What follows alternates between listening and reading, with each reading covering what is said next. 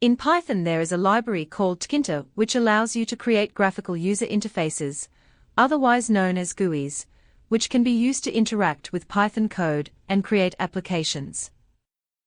In the Tkinter toolkit there are a number of built-in features which will be covered in this video, such as windows, canvases, and widgets. Widgets are the term used for building blocks of the application which contain things like buttons, entry boxes, text boxes, scroll bars, etc. Tkinter comes with the default install of Python, so you shouldn't have to install the library separately. You will however need to import the library in order to use it. Let's start off by creating a new script, which I have named Basics 11. Then type import Tkinter as tk. What this does, like in previous videos, is import the library. The portion of text that says as tk means that whenever we call the library in the script, we don't have to type out the word Tkinter each time. Instead we just have to type the letters tk. Now that the library is imported, let's set up a basic window. A window is the area of the application that gets displayed and contains all the widgets for our application. Under the import statement, type window equals tk, open bracket, close bracket. Notice how the first tk refers to the import that we created, which was a lowercase tk, and the second tk has a capital T. It is important that we use the correct case when typing out statements in Python. In this statement, we have told Python to create a window using the Tkinter method. Then enter down a few lines and type window.main loop, open bracket, close bracket. When working with Tkinter, every part of the application needs to be built between the main window call statement and the end main loop statement. If we now run the code, we will see that a new pop-up window is created. We can maximize it, minimize it, and close it. Notice how the title of the application is named tk. Well, to set a custom title, back in the script, under the initial window statement, type window.title, open bracket, apostrophe. My first Tkinter application, apostrophe, close bracket. Now if we run the code and set the screen size as full screen, we can see that the window title has changed. In Tkinter there is an option to create a canvas. Canvases are used to either draw graphical images or to place things in complicated layouts, for instance, in Tkinter. If we placed a button widget on the window, it would use a method called pack, which automatically places the button at the first location in the window, whereas if we create a canvas, we can use a method called place to place the button onto a specific location on the canvas. Let's do this by first setting up the canvas. On a new line, type my canvas equals tk.canvas with a capital C, open bracket, window, comma, bg equals apostrophe, blue, apostrophe, comma, height equals 400, comma, width equals 500, close bracket. Then above the end window main loop, type my canvas dot pack, open bracket, close bracket. Then run the code.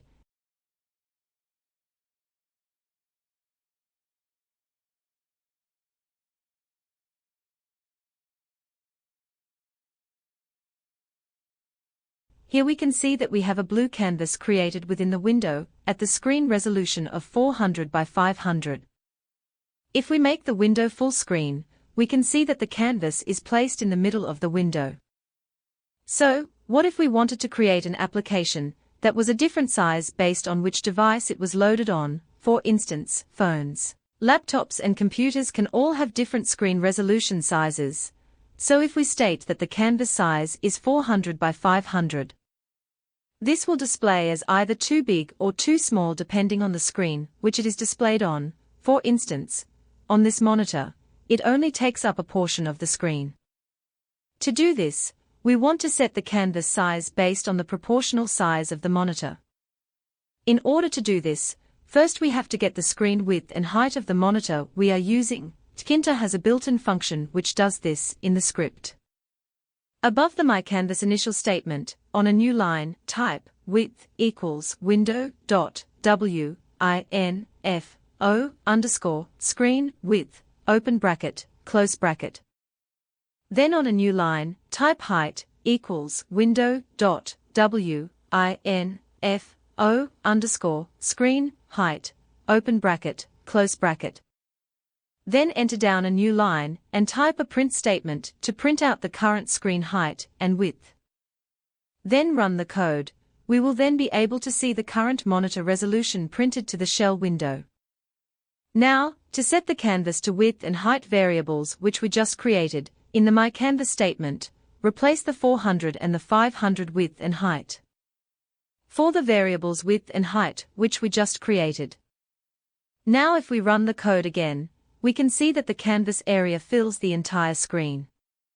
Notice how the window currently doesn't open in maximized mode. To change this, on a new line under the initial window statement, type window.state, open bracket, apostrophe, zoomed, apostrophe, close bracket. Now when we run the script, the window will open as a maximized window. Now that we've got our application scale set up, let's create our first widget. Labels. Tkinter has a widget called a label, which is used to display text on the screen. Let's create our first label. Above the canvas, pack statement, create a new line and type lab1 equals tk dot label, open bracket, text equals, apostrophe, my first label, apostrophe, close bracket. This creates a label with the variable name lab1, with the text as specified. Now we need to place it within the canvas. To do this, on a new line, type lab1 dot place, open bracket, x equals 100, y equals 100, close bracket. Now if we run the code again, we can see that a label has been created at the width and height of 100. Like we did with the screen resolution, if we want to place the label dynamically, we will need to set the placement based on the height and width of current screen resolution. To do this, let's take the height and width and convert them to a percentage, where we have typed x equals 100 in the place statement. Change the value of 100 to the following. Open bracket, width, divide by symbol, 100, close bracket, times symbol, 10. This will place the label at a width of 10% of the screen resolution. Now let's do the same for the y value. Instead of 100, type, open bracket, height, divide by 100, close bracket, times by 5. This will place the label at the height of 5% of the screen height. If we run the code now, we will see that it has now been placed relative to the current screen width and height. Notice that the measurements are taken from the top left corner. So, it's 5% down from the top and 10% in from the left-hand side. At the moment, we can see that the label is automatically configured with a background color and text font and size. Let's customize these options. In the label statement, where we declare the text for lab1, at the end before the close bracket, type, comma, BG equals, apostrophe, blue, apostrophe. This will change the background color to blue. BG stands for background. The text will be harder to see as it is black text on a blue background. Let's change the text color to white. To do this, after the BG statement, type, comma, FG equals, apostrophe, white. Apostrophe. FG stands for foreground and will change the foreground color. Run the code to see the changes. You should now have a white text on a blue background. Let's now go back to the script and change the font style and size. Before the end bracket, type font equals, open bracket, apostrophe, Arial, apostrophe, comma, 20, close bracket. Here we can see that the font style and the size are both contained within brackets. If we now run the code, we can see that the font size and style has been updated. Let's now create a new widget. This time we can create a button. Buttons. The button widget creates a clickable button, which can be programmed to do specific tasks once clicked. Let's create a simple button that prints a statement to the shell window whenever it is pressed. Under the lab1 code, type the following. Button1 equals tk dot button, open bracket, window, comma, text, equals, apostrophe, click here, apostrophe, close bracket. Then enter a line down and copy the lab1 place statement and paste under the button. Edit the statement so that instead of lab1 it says button 1, then in the width and height sections, change the height to times 20, to place it at 20% of the screen height. Then run the code. Here we can see that a button has been created with the text of click me. If we click the button in its current state, nothing will happen.